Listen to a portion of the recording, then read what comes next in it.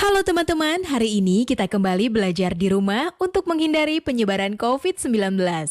Kali ini kita belajar dengan menyimak sebuah tayangan bagaimana virus corona menyerang tubuh kita. Ayo sediakan alat tulis dan bersiaplah menjawab pertanyaan. Bagaimana virus corona menyerang tubuh kita? Mungkin itu jadi pertanyaan kita semua. Kita udah tahu gimana virus corona udah menginfeksi 1 juta orang di seluruh dunia sampai saat ini. Tapi yang mungkin belum banyak kita tahu, sebenarnya gimana sih virus ini nyerang tubuh kita? Mengapa infeksi virus ini bisa mematikan? Semua dimulai dari sini.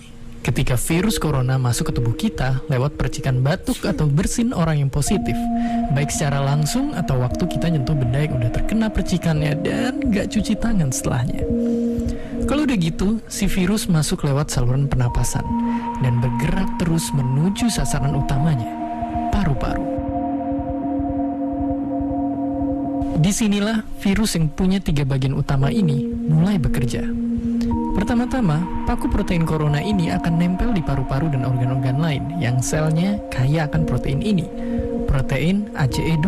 Kalau tubuh kita ibarat rumah dan virus corona itu perampok, ACE2 itu ibarat gagang pintu rumah kita. Begitu udah nempel, perlahan tapi pasti virus ini akan ngedorong masuk ke dalam sel kita. Dan begitu berhasil masuk, barulah aksi sebenarnya dimulai. Di fase ini, tubuh virus corona akan membuka dan sang hacker pun terbebas. Dia akan ngehack inti sel sehat untuk nipu sistem imun tubuh kita biar nggak nyerang virusnya. Dan sekaligus ngebuat inti sel jadi memproduksi cikal bakal virus corona baru. Sel yang udah terinfeksi dan dihack ini selanjutnya akan terprogram untuk bunuh diri dan melepaskan jutaan virus corona yang siap nginfeksi dan ngehack sel-sel sehat lainnya. Ya, awalnya mungkin kita cuma kemasukan virus corona yang jumlahnya dikit, tapi dalam hitungan hari aja udah akan ada jutaan sampai miliaran virus corona baru, bikin paru-paru kita dipenuhi oleh mereka. Tapi ternyata, mimpi buruknya ada setelah ini. Ya, ketika virusnya udah menuhin paru-paru kita, sistem imun kita bakalan ngerespon ibarat polisi dan tentara yang meluncur ke tempat kejadian perkara. Tapi inilah yang bikin ngeri.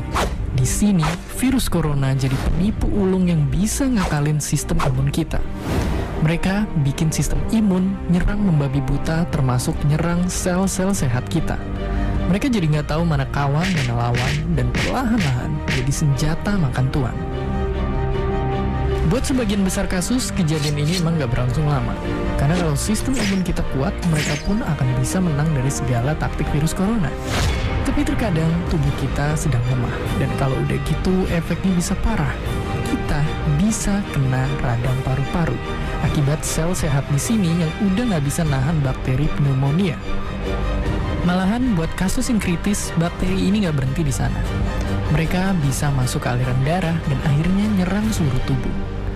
Kalau udah begini, bernapas saja bakalan susah banget, dan hidup kita ada di tahapan yang sangat kritis.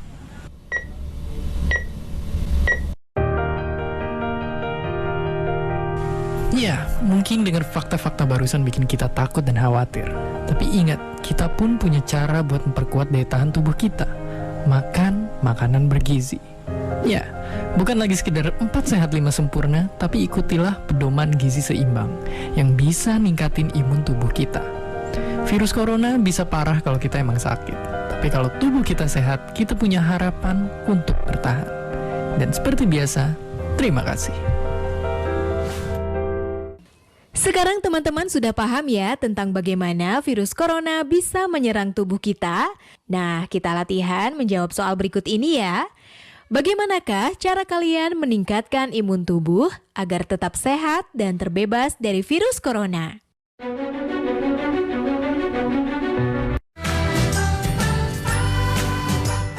Kementerian Pendidikan dan Kebudayaan terus mendukung pembelajaran jarak jauh dan memajukan budaya Indonesia di masa pandemi corona. Saksikan program Belajar dari Rumah setiap Senin sampai Minggu untuk semua jenjang pendidikan, guru dan orang tua hanya di TVRI. Marilah kita bersama-sama belajar dari rumah.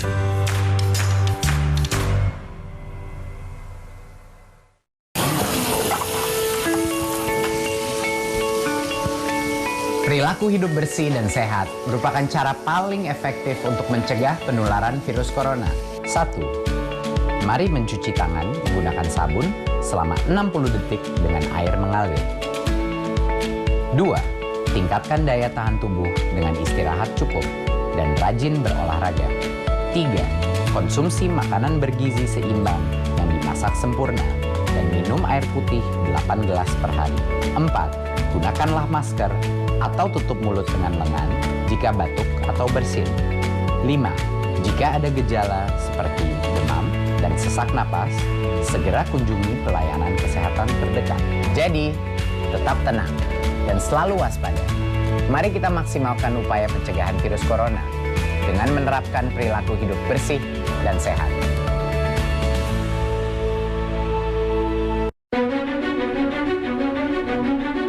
Dunia darurat virus corona. Saking menularnya, virus ini udah nyebar ke lebih dari 95% negara. Bahkan jumlah kasus paling banyak udah bergeser sekarang ke Eropa, yang sekarang jadi pusat penyebaran baru virus ini. Organisasi Kesehatan Dunia pun udah netapin virus corona sebagai pandemi. Tapi tunggu dulu, sebenarnya apa sih itu pandemi? Dan apa bedanya sama epidemi dan endemi? Apakah mereka semua beda atau sama dengan wabah? Jawabannya, mereka itu ternyata adalah 4 tingkatan yang berbeda. Jadi, biasanya tingkat siaga penyakit yang menular itu mulai dari tingkat daerah. Kalau nggak direspon dengan sigap, barulah akan mewabah sampai tingkat nasional. Dari sana, bisa tambah parah lagi jadi nyebar ke negara tetangga. Dan buat penyakit-penyakit yang paling berbahaya bisa menyebar ke seluruh dunia. Oke, terus seberapa bahaya pandemi sebenarnya? Lalu sebelum corona, apakah ada pandemi yang udah pernah dunia kita hadapi? Jadi, pendeknya, yang namanya pandemi tentunya bahaya banget. Coba aja lihat ke sini. Buat contohnya, malaria atau DBD yang sangat ditakuti anak-anak Indonesia adalah penyakit endemi. Kalau kamu pernah dengar tentang Ebola yang ramai di negara-negara ini, itu semua baru tergolong epidemi dan bukan pandemi. Lalu, kengerian COVID-19 ada di atas itu semua. Tapi meskipun begitu, virus corona bukan pandemi yang pertama dan nyatanya bukan yang paling mematikan juga. Untuk contohnya, kita pernah dilanda satu pandemi yang saking mematikannya dikenal sebagai Black Death.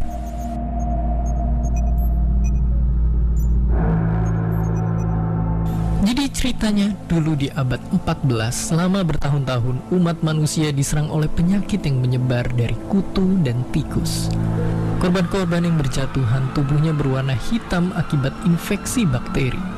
Mereka nyerang kulit dan paru-paru kita yang nimbulin demam, sakit kepala, infeksi paru-paru sampai akhirnya ratusan juta korban meninggal. Ini bisa terjadi karena dulu orang belum tahu kalau ternyata ada makhluk hidup yang tak terlihat yang bernama bakteri. Berbagai macam cara sudah dicoba, tapi semua tak berguna di hadapan musuh asing yang tak kasat mata. Pada akhirnya, memang wabah ini berhenti menyebar. Tapi dalam waktu 4 tahun aja, 1/3 sampai 1/2 populasi Eropa saat itu menjadi korban. Meski ribuan tahun setelahnya orang gak nyangka pandemi kayak Black Death bakal terulang, tapi ada dan dikenal sebagai flu Spanyol. Yang mengerikannya hanya dalam waktu 2 tahun, flu ini menginfeksi sampai 1/3 populasi dunia dan menewaskan 50 juta nyawa, berkali-kali lipat lebih cepat daripada serangan Black Death. Sekarang, ribuan tahun setelah Black Death dan ratusan tahun sejak flu Spanyol merebak, pandemi itu kembali datang di hadapan kita. Sejarah udah nyatetin banyak peristiwa buat kita bisa belajar. Tinggal kita yang memilih untuk mengulangi tragedi atau belajar dari kesalahan dan nyelamatin nyawa orang-orang yang kita sayang. Dan seperti biasa, terima kasih. Sekarang teman-teman sudah paham ya tentang endemik, epidemik, dan pandemik tadi? Nah, kita latihan menjawab soal berikut ini ya. Ceritakan virus yang sudah pandemik sejak ribuan tahun tersebut.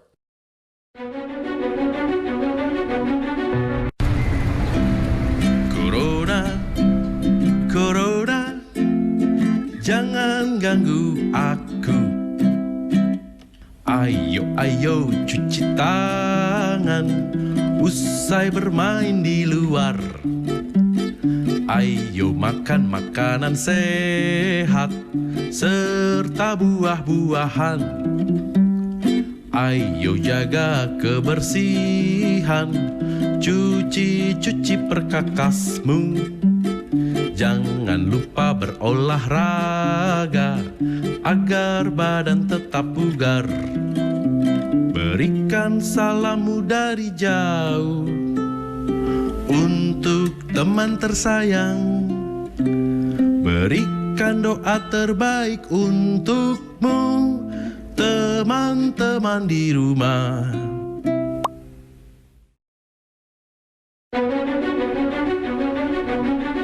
Bentuknya sama-sama kecil, tapi sekalinya bikin ulah satu dunia yang kerepotan. Mereka adalah virus dan bakteri, organisme yang paling suka disalahin kalau ada orang yang sakit. Tapi sebenarnya, seperti yang sering kalian tanyakan ini, apa sih bedanya mereka dan manakah yang lebih mematikan? Simpelnya banget, kalian mesti tahu dulu kalau dua-duanya itu bisa mematikan. Ya, karena mematikan atau enggak tergantung jenis virus atau bakterinya. Misalnya penyakit tuberkulosis atau TBC, jadi salah satu penyakit paling mematikan di dunia yang disebabkan sama bakteri. Buat virus, nggak perlu ditanya lagi. Tapi fakta mengejutkannya, bakteri dan virus pun nggak selalu mematikan. Bahkan lucunya bisa nolongin kita juga. Di perut kita contohnya, itu jadi tempat tinggal 380 triliun bakteri yang ngebantu sistem pencernaan. Sama halnya kayak virus, yang juga bisa ngebantu ngelawan bakteri jahat dan nyelamatin nyawa manusia. Jadi intinya, mereka berdua ternyata hanya mematikan kalau nginfeksi tubuh kita. Terus kalau gitu, apa yang sebenarnya ngebedain mereka? Simpelnya banget, mereka itu beda banget. Dari wujudnya aja, bakteri itu sel yang hidup, sementara virus itu benda biologis yang nggak bisa dibilang hidup juga. Kalau dari ukuran, bakteri itu jelas kecil banget, tapi virus itu ternyata jauh lebih kecil lagi, bahkan nggak bisa dilihat pakai mikroskop biasa. Dari cara tumbuh kembangnya pun berbeda. Dari miliaran tahun lalu waktu manusia belum ada, bakteri bisa tumbuh kembang sendiri, sedangkan virus cuma bisa bertahan kalau numpang di makhluk hidup lain dan nipu mereka sampai sel-selnya rusak. Tapi kalau udah sama-sama nyakitin tubuh, kita pun mesti nyiapin taktik yang berbeda. Antibiotik untuk bakteri dan vaksin atau antivirus untuk virus. Oke, lalu apa yang bikin mereka bisa mematikan? Simpelnya begini, karena mereka punya banyak taktik buat menginfeksi. Bakteri jahat adalah makhluk yang siap nyerang tubuh dengan memperbanyak diri atau ngehasilin racun dan akhirnya ngeganggu kerja suatu organ. Sedangkan virus itu paling jago nyerang kita, karena bisa ngenalin dan nargetin sel yang mau dia rusak. Mereka akan nerobos masuk ke dalam sel itu, ngehack inti selnya, dan selnya pun mati dan virus-virus baru akhirnya tercipta. Ya, virus ini jago banget nyerang kita, seakan dia hidup dan bisa mikirin strateginya. Tapi bukankah mereka nggak dihitung sebagai makhluk hidup? Ini adalah wujud para virus sebenarnya. Walaupun sangat amat kecil, mereka lah makhluk paling banyak di bumi. Kalau semua virus ini kita jajarin, panjangnya akan mencapai 100 juta tahun cahaya, melewati tata surya, melintasi galaksi Bima Sakti, hingga 2000 galaksi lainnya. Apakah mereka makhluk hidup? Iya, tapi nggak juga. Makanya mereka dinamain makhluk hidup transisi. Dianggap nggak hidup karena nggak ngalamin metabolisme, tapi dianggap hidup karena bisa berkembang biak. Tapi berkembang biaknya pun tergantung sama organisme lain, dan gak jarang itu kita, manusia. Dan dalam semua proses itulah, kita pun bisa terinfeksi oleh mereka. Ya, virus dan bakteri yang berkali-kali lipat lebih kecil dari kita sama-sama bisa mematikan. Tapi bukan berarti kita langsung nyerah gitu aja di hadapan mereka. Semua ada cara ngelawannya. Pakai antibiotik, pakai vaksin, pakai sabun, atau bahkan jaga jarak dan berdiam di rumah. Pilihannya balik ke kita. Dan seperti biasa, terima kasih. Sekarang Sekarang teman-teman sudah paham ya tentang perbedaan virus dan bakteri tadi? Nah, kita latihan menjawab soal berikut ini ya. Apa pesan yang dapat teman-teman tulis dan terapkan dalam kehidupan sehari-hari dari menyaksikan tayangan tentang virus dan bakteri tadi?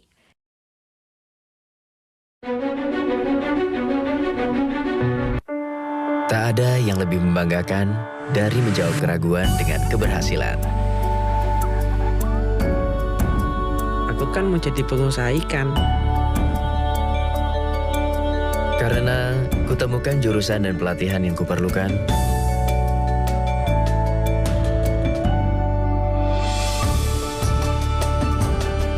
SMK, langkah awal sebuah keberhasilan.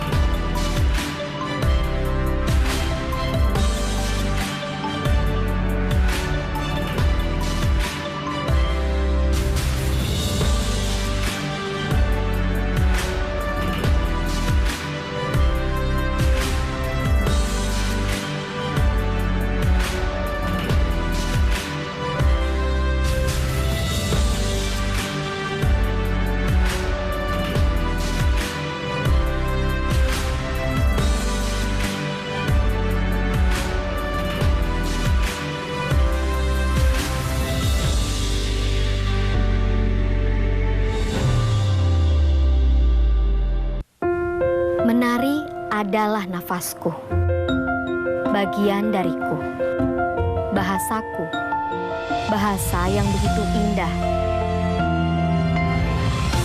Pasti bisa mengantarku ke sana. Sampai puncaknya. Memilih SMK adalah langkah awal untuk masa depan yang nyata.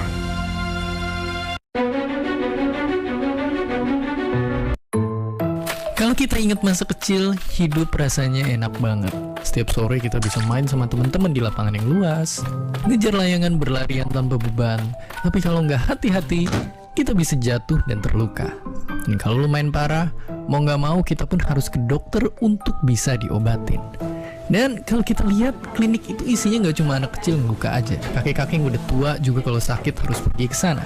Ini karena di semua klinik dan semua rumah sakit ada banyak dokter yang siap ngobatin kita dari segala macam penyakit. Mereka semua berbekal ilmu yang sama. Tapi mungkin yang jarang kita tahu, ilmu yang satu ini nggak cuma mengobati, tapi juga berusaha mencegah semua penyakit dari nyerang hidup kita. Dan berusaha memahami dan mencari agar kita bisa hidup bahkan sampai 1000 tahun lagi. Inilah dia, ilmu kesehatan.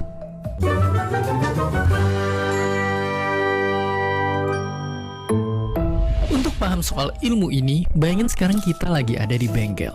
Di pojok sana, ada teknisi-teknisi yang ngebedah nyari tahu bagian mobil mana yang rusak dan mesti diperbaiki. Di sisi seberang, teknisi lain juga sibuk ngeganti oli yang usang dan ngencengin baut yang longgar. Semuanya agar bisa bikin mobil rusak jadi bisa ngebut lagi. Dan ya, seperti inilah sebenarnya ilmu kesehatan. Sebuah ilmu yang pelajarin gimana caranya agar tubuh manusia yang rusak bisa berfungsi lagi. Itulah yang awalnya jadi cerita tentang gimana ilmu kesehatan muncul dan berkembang. Tapi tentu tantangan sebenarnya nggak berhenti di sana. Tujuan utamanya bukan cuma bikin mobil rusak bisa jalan lagi, tapi lebih jauh dari itu. Gimana caranya kita bisa tahu apa yang bikin mobilnya rusak, biar nantinya kita bisa mencegahnya biar nggak rusak lagi, sampai akhirnya bisa mengaspal di jalanan sampai waktu yang lama. Dan ini bisa kita lakuin dengan memperluas pandangan kita, ngamatin semua mobil yang ada di jalanan untuk tahu apa-apa aja yang bisa jadi penyebab mobil itu rusak. Itu yang kemudian dipelajari dan dicari tahu cara mencegahnya. Jadi ya, kalau dulu kita sebatas cuma ngobatin orang sakit, sekarang ilmu kesehatan udah jauh berkembang. Sekarang kita pakai ilmu ini biar bisa nyegah orang biar nggak sakit sama sekali. Meskipun sekarang masalah kesehatan belum sepenuhnya terselesaikan, kita mesti tahu kalau untuk sampai ke sini, jalan yang kita lalui udah panjang banget. Dan inilah kisahnya. Sejak dulu kala, ilmu kesehatan udah ngebantu kita bertahan hidup. Dan sebenarnya ilmu ini adalah perkembangan dari ilmu lain yang udah pernah kita bahas sebelumnya, biologi. Itulah mengapa sejarah mereka pun gak jauh beda. Dari video biologi kemarin, kita udah tahu kalau dokter-dokter pertama muncul di Mesopotamia dan Mesir. Mereka melakukan operasi-operasi sederhana dengan obat-obatan sederhana. Dan begitu peradaban terus bergerak sampai ke Yunani kuno, di sanalah pria bernama Hippocrates menyadari kalau penyakit itu terjadi secara alami. Dan dengan gak lagi ngeliat kesehatan dari sisi gaib, ilmu medis jadi bisa terus berkembang. Tapi kemudian 1000 tahun lalu muncullah tokoh yang mengubah wajah ilmu kesehatan. Ialah bapak kedokteran modern yang dihormati seluruh dunia, Ibnu Sina. Naskah medis yang ditulisnya masih dijadikan rujukan banyak sekolah di Eropa sampai ke abad 17. Ibnu Sina telah menanam akar yang kuat untuk ilmu kesehatan. Dari sanalah cabang-cabang ilmu kesehatan terus tumbuh dan berkembang dengan sangat besar. Lalu kalau kita lihat sekitar 100 tahun terakhir aja, hasil berkembangnya ilmu kesehatan bisa jelas kelihatan. Dibandingin sama orang dulu, semua manusia di seluruh dunia waktu itu bisa hidup sampai jadi sangat tua. Tapi khususnya lagi di Eropa, karena di sanalah para ahli kesehatan menemukan caranya ngelihat bagian dalam tubuh manusia tanpa harus dibedah pakai sinar X. Sampai caranya nyelamatin ratusan juta orang yang kena infeksi pakai penisilin. Bahkan sekarang kita juga tahu kalau ilmu kesehatan sebenarnya penting juga untuk dilihat di luar biologinya. Karena sebenarnya peta besar ilmu kesehatan lebih dari itu. Kalau kita pikir ilmu kesehatan itu sama kayak kedokteran, itu baru setengah benar. Para dokter bertanggung jawab buat nyembuhin orang-orang yang sakit. Dan karena itu mereka harus nguasain banyak bidang. Dari anatomi tubuh pasiennya, penyebab penyakit-penyakitnya, sampai obat yang diperluin. Bahkan profesi dokter sendiri pun sebenarnya bisa dibagi jadi banyak lagi. Mereka harus bisa nyembuhin pasien anak-anak yang masih dalam masa pertumbuhan, terus mereka juga harus bisa nanganin korban kecelakaan jalanan yang jadi lumpuh, atau mereka harus bisa mastiin penderita tumor untuk bisa bertahan hidup.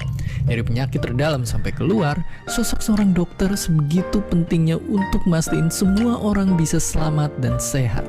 Tapi dari sini kita sadar kalau dari banyaknya pasien yang tiap hari nambah, terus-terusan ngobatin tiap orang itu nggak efektif. Perlu ada cara-cara baru biar bisa nyegah banyak orang jadi sakit. Dan muncullah kesehatan masyarakat. Ilmu ini punya misi yang sedikit beda dari kedokteran. Kalau kedokteran fokus ke pemulihan, kesehatan masyarakat nargetin biar orang nggak usah ada yang sakit lagi. Para ahli kesehatan masyarakat tersebar di sekeliling kita. Mereka ada di dalam lingkup pertambangan, memastikan semua pekerja aman dari kecelakaan. Mereka juga ada di laboratorium, mengambil sampel-sampel dari suatu lokasi untuk ngecek kontaminasi di sana, untuk bisa tahu misalnya apakah air ini beracun atau enggak, dan kalau iya dari manakah penyebabnya. Dan mereka juga ngamatin gimana perilaku lebih suka makan junk food membuat kasus obesitas dan diabetes makin sering muncul. Dan nggak cuma itu aja, mereka nyegah orang-orang bisa sakit. Ada juga ilmu epidemiologi yang ngamatin pola-pola penyakit dan kecelakaan yang terjadi di masyarakat, lalu data-data itu dianalisis. Dan di ujungnya mereka bakal ngasilin peraturan-peraturan. Contohnya dari kasus flu burung yang sempat viral. Dari mulanya ngamatin ciri-ciri unggas yang kena virusnya dan ngamatin perilaku orang-orang yang kena flu-nya, mereka jadi bisa nyampein ke masyarakat gimana biar virus ini berhenti menyebar. Dan itulah ilmu kesehatan. Kalau dilihat secara garis besar, tingkat kesehatan di negara kita masih buruk kalau dibandingi negara-negara maju. Itulah yang juga lagi diperjuangin sama Pak Sudirman Nasir, ilmuwan Indonesia yang mendalami ilmu kesehatan sejak perkuliahan. Ia mengambil jurusan kedokteran dan belajar di bawah bimbingan banyak dosen yang pernah berkelana ke negara-negara lain. Mereka semua punya satu pesan untuk Pak Sudirman yang waktu itu remaja. Satu pesan yang sama. Sejumlah guru-guru saya itu selalu menasihati untuk membaca sebanyak mungkin dan kemudian jangan takut untuk mencoba mengembangkan minat tertentu. Saya makin lama makin tertarik pada aspek sosial kesehatan. Misalnya tadi itu perbedaan harapan hidup atau mengapa ada satu masyarakat yang lebih rentan dibanding masyarakat yang lain. Dan itu banyak sekali ditentukan oleh perilaku mereka sehari-hari. Bagaimana memahami perilaku berisiko itu. Pak Sudirman Nasir tidak berhenti belajar di sana. Mendalami ilmu kesehatan telah membawanya dari Makassar sampai ke Australia. Hingga sekarang, sebagai dosen dan peneliti di bidang kesehatan, tulisan-tulisannya telah dijadikan acuan oleh ratusan peneliti. Pak Sudirman Nasir menekankan bahwa Indonesia masih perlu banyak tenaga kesehatan. Dan tentu yang ia maksud bukan hanya dokter saja.